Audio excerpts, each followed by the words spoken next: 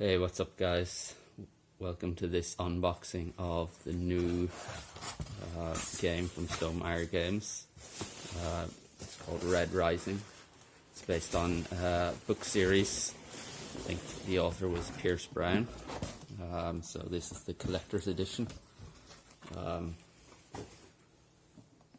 yeah, so I think 1,720, so out of 15,000. So the first printing was 15,000. So nice hefty box here. Let me just get scissors and we'll open it.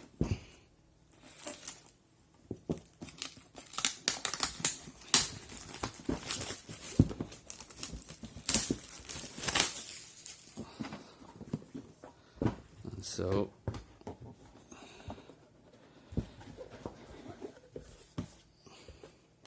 we've got a pretty good rule book for the normal game and then the solo rules, the Automa. Pretty good quality rule book actually, the paper in it. Not too long either, only eight pages overall. Interesting to see that. And then we have the Automa one, even shorter again. So hopefully that won't take too long to learn. We got plenty of bags here, quite a few actually. I guess these are punched out for the starting worlds, I guess, empires. And not pretty thick as well. Looks good. I guess this is the player board.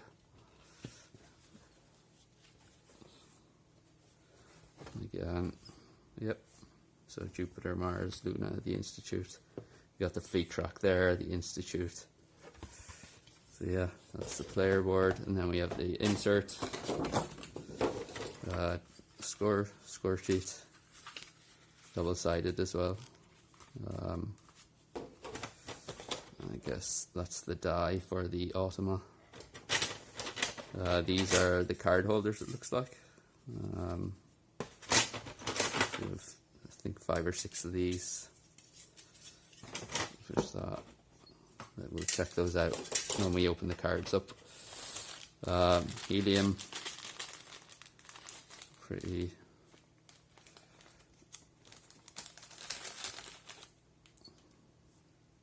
Yeah.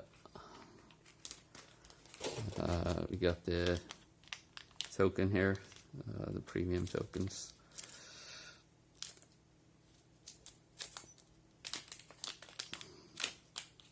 Yeah, that's pretty weighty. You can hear the drop there. It's pretty weighty actually. I'm impressed by that. The base of it feels quite heavy, which is good. Very good quality there.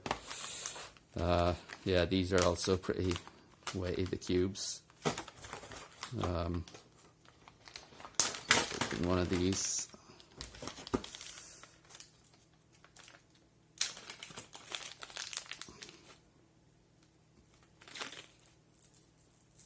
Yeah, they're pretty solid. It feels like, especially the fleet token.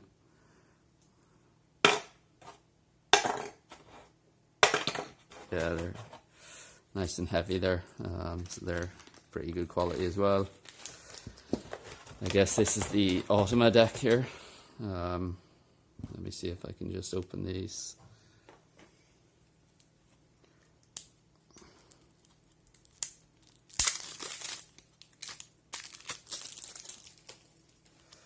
So yeah, the odd and even card, looks like some player aids, and then yeah, the various Automa cards, so looking forward to trying those out. Leave them aside. I guess we have the helium here, or the helium container. That fits nicely into the insert there. And now we have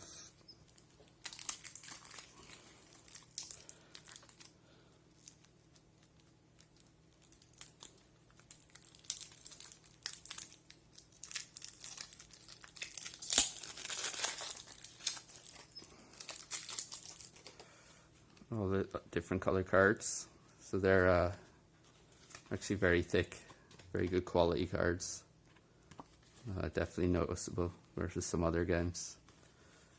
You got all the different colors. You got the gold. It looks pretty. I actually like the colors on this. Yeah, very. I have to say, I am. The quality of them is actually pretty impressive.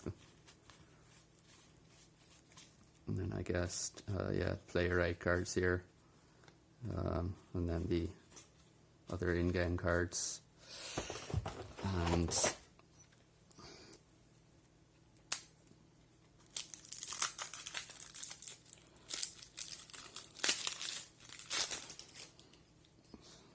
yeah, there's the gold. I don't know if you can see that, but the on the side there, it looks very good. Try and show the reflection there for you. Yeah, they're pretty good qualities. Yeah, more of the same, different cards. There are quite a hefty number of cards in this, so I think it will be interesting to get a number of plays before you get familiar with them, I think. But yeah, hopefully let's try out the card holders.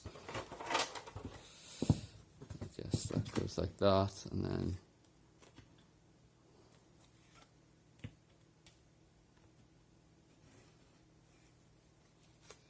three, four. So yeah, you can just fit 5 across. I'll play around with that and see how much I'll actually use it, but I guess I've heard like they can tip over. It feels okay in terms of, I guess a knock would tip it over a little easily, but I don't think that's the end of the world. But yeah, I guess. So yeah, you get 5 across. I guess if you want to overlap, you could maybe fit a bit more. So 7.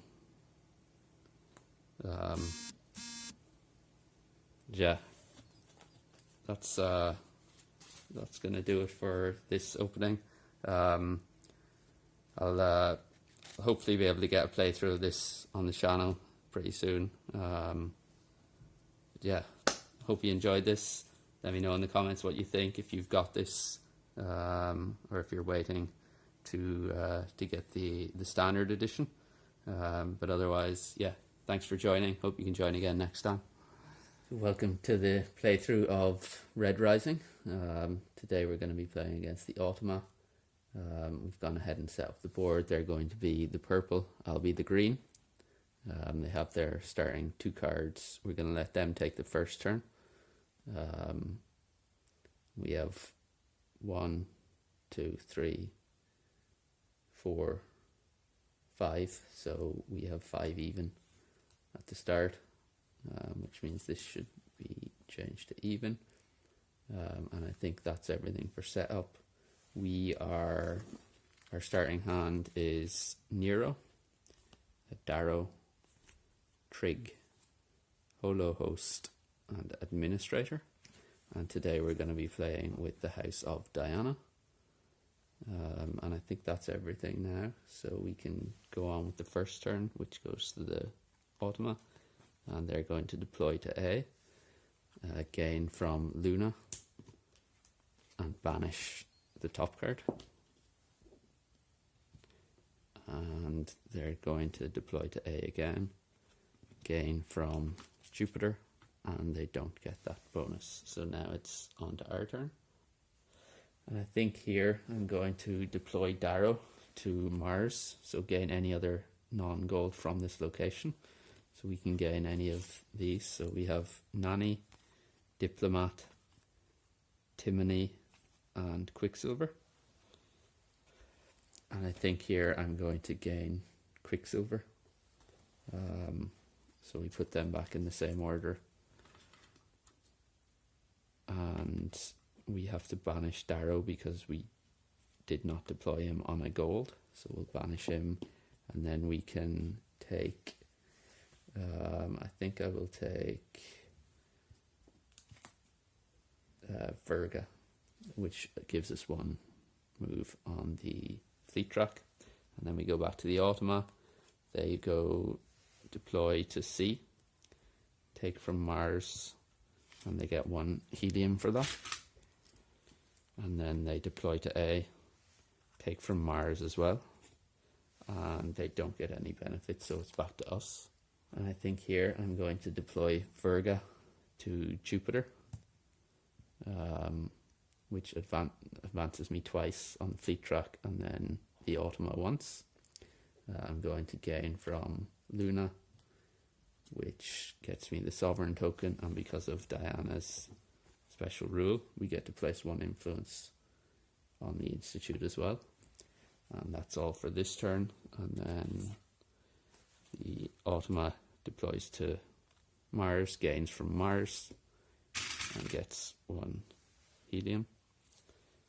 And then they deploy to Mars, gain from Jupiter, and move up one on the fleet track. And then it's back to us. And I think here I'm going to deploy Quicksilver, which allows me to steal one helium. And I'm going to deploy that to Jupiter, and then I'm going to pick up from the Institute, which gives us another influence there. And then the Automa goes, they deploy to Jupiter, take from A, and they get another helium. And then they deploy to Jupiter and gain from B, but there's nothing at B, so they go to the left and they get another from Mars, which gets them another helium. So they're kind of making good progress with helium here. And then it's back to us. And I think here I will play Holohost to Mars. If we have more influence at the Institute, which we do, we give this to our opponent and then gain the top two cards of the deck and end our turn. So we'll give that to Automa, and then we'll gain two cards, and the cards we get are Gardener and Harmony. And then we end our turn, and the Automa's turn. Deploy to B, gain from B, and they gain the Sovereign token for that. They also gain one influence on the Institute. And then they deploy to the Institute and gain from A, which gets them another helium, and it's back to us. And I think here I'm going to deploy Harmony, which an opponent of your choice loses one helium. I'm going to deploy that to the Institute and gain from Jupiter. So we'll gain the Masseuse, and that moves us up one. We go on then to the Automa. They deploy to Luna. Gain from B, which is Luna as well. They get the bonus here, so they get one more on the Institute. And then they deploy to A, gain from C. And then they get another on the Institute as well. And then it is back to us.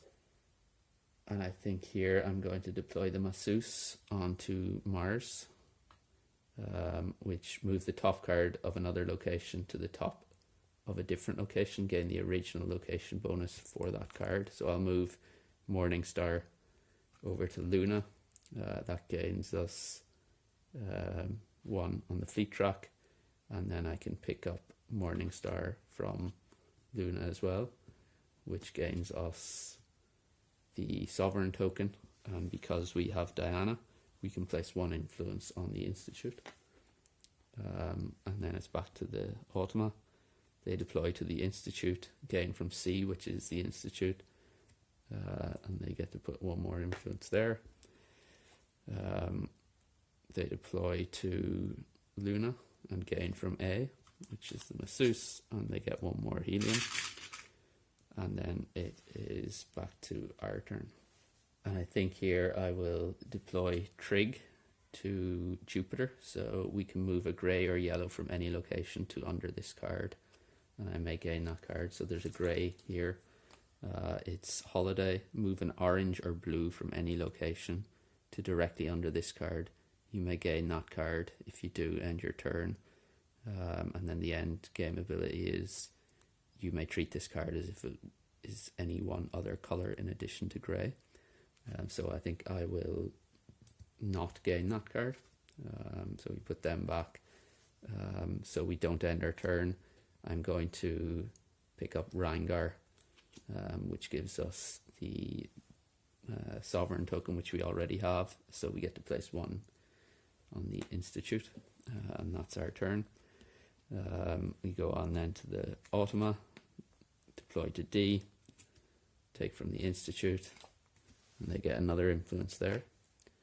And then deploy to C, which is the Institute, take from B, but there's nothing there, so they take from A, and banish a card from the deck.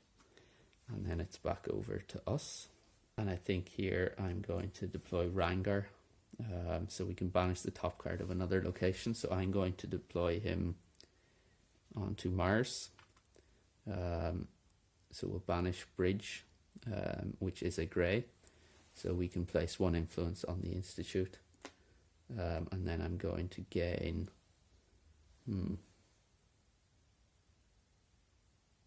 I'm going to gain Roque, which will give us one more on the fleet track. And we go back then to the Automa, which deploys to D, takes from C, and deploys to B, and takes from Luna, which gives them another, it gives them the sovereign token and one influence as well. And that is the end of the Automa deck, so we will shuffle these back up.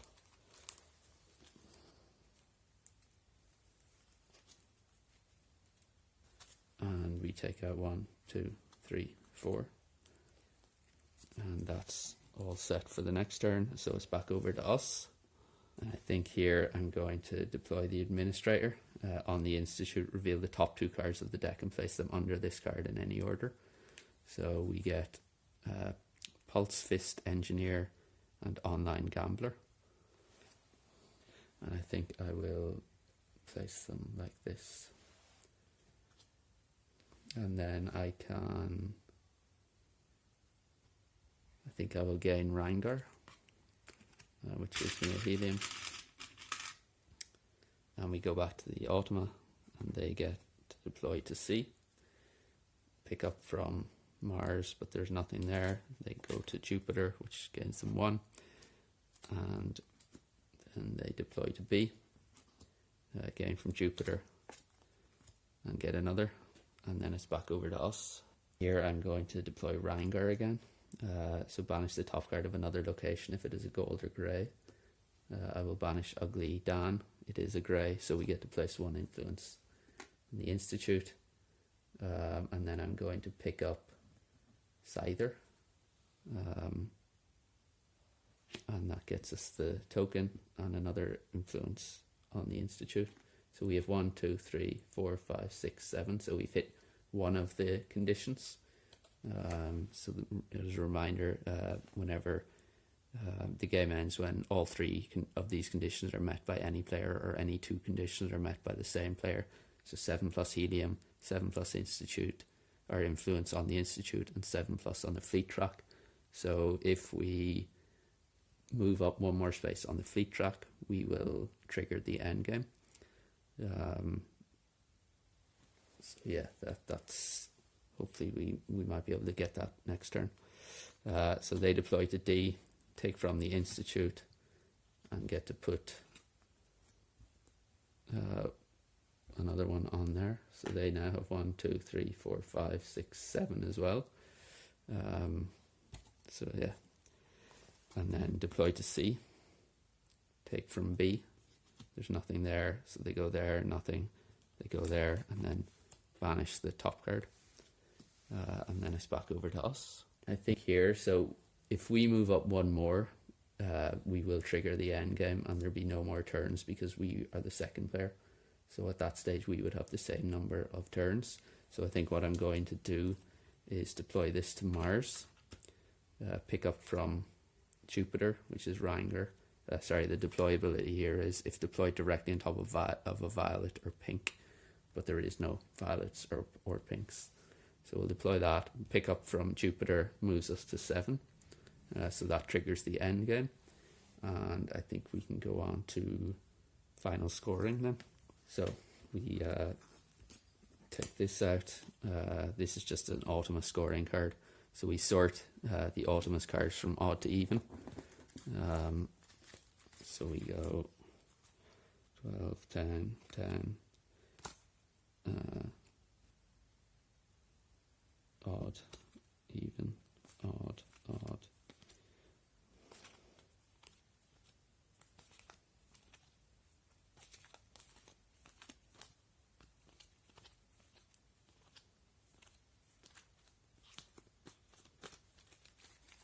And we have 1, 2, 3, 4, 5, 6, 7, 8, 9, 10, 11, 12, 13, 14, 15, 16, 17, 18, 19, 20, 21, 22, 23, 24, 25. So we discard down to 20 cards, non-matching first. So 1, 2, 3, 4, 5. So we'll leave them over there.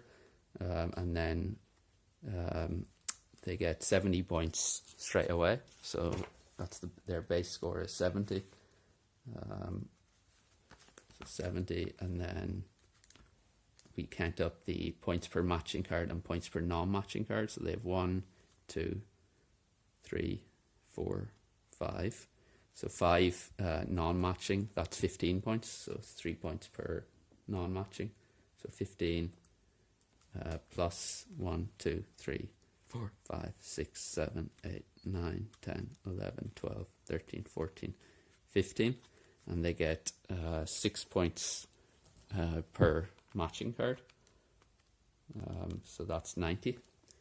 Plus the 15 equals 105. So that's 105 base points for them from cards.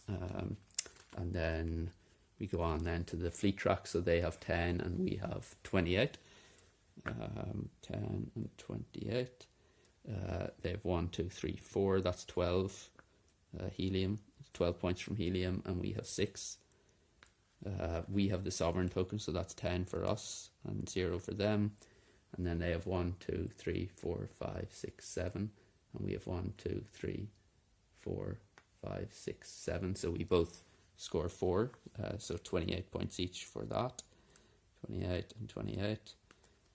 And then I have 1, 2, 3, 4, 5, 6, 7 cards, so I don't lose any points. And they obviously don't either. So their final score is 225. So we have to beat 225. So we'll go on then to our scores. So in terms of endgame scoring abilities, we have 1 card, Scyther.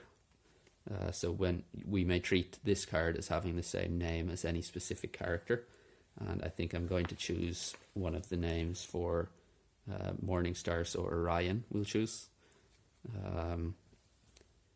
And also we get 16 if it's with a blue, so we get 16 plus 14 is 30 for Scyther.